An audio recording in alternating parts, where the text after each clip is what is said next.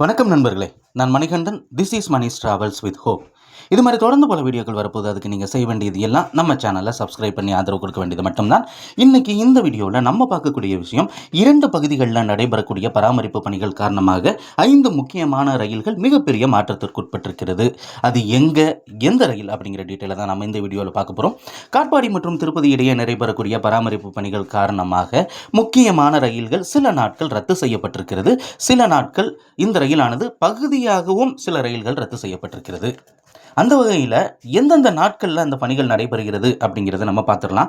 April மாதம் 20, 24, 27 ஆகிய தேதிகள்லையும், மே மாதம் 1, 4, 8, 11, 15, 18, 22, 25, 29 ஆகிய தேதிகள்லையும், ஜூன் மாதம் 1 மற்றும் 5 ஆகிய தேதிகளில் காட்பாடி மற்றும் திருப்பதி இடையே நடைபெறக்கூடிய பராமரிப்பு பணிகள் காரணமாக திருப்பதியிலிருந்து காட்பாடிக்கு காலையில் 6:40க்கு புறப்படக்கூடிய ரயில் முழுமையாக இந்த நாட்களில் ரத்து செய்யப்படுகிறது.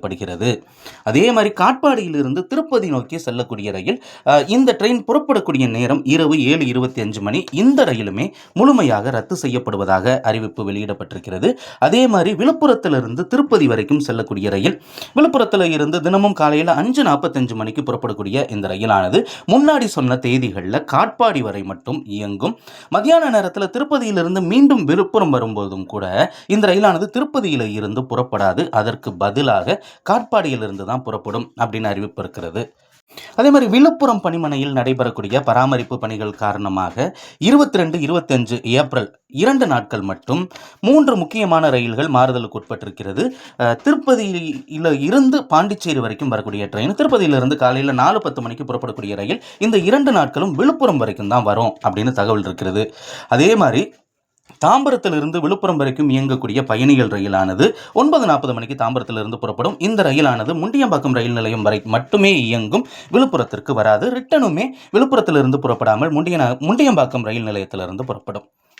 அதே மாதிரி இறுதியாக நம்ம பார்க்கக்கூடிய ட்ரெயின் புதுச்சேரியில் இருந்து தினமுமே புறப்பட்டு சென்னை எழும்பூர் வரைக்கும் செல்லக்கூடிய ட்ரெயின், புதுச்சேரியிலிருந்து மாலை 3:35 மணிக்கு புறப்படக்கூடிய இந்த ரயிலானது வருகிற 22 மற்றும் 25 ஆகிய தேதிகளில் புதுச்சேரியிலிருந்து புறப்படாமல் விழுப்புரத்தில் இருந்து தான் புறப்படும் அப்படின்னு அறிவிப்பு அப்படிங்கிறது இருக்கிறது.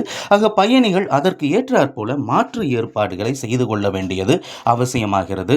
இந்த வீடியோவில் நான் கொடுத்த தகவல்கள் உங்களுக்கு போதுமானதாகவும் அதே நேரத்தில் பயனுள்ளதாகவும் இருந்திருக்கும் அப்படிங்கிற நம்பிக்கை நிச்சயமாக எனக்கு இருக்கிறது. இந்த தகவல்கள் நம்முடைய நண்பர்களையும் சென்று சேர இந்த வீடியோவை ஷேர் பண்ணுங்க. அடுத்த வீடியோவில் பார்ப்போம். நன்றி, வணக்கம்.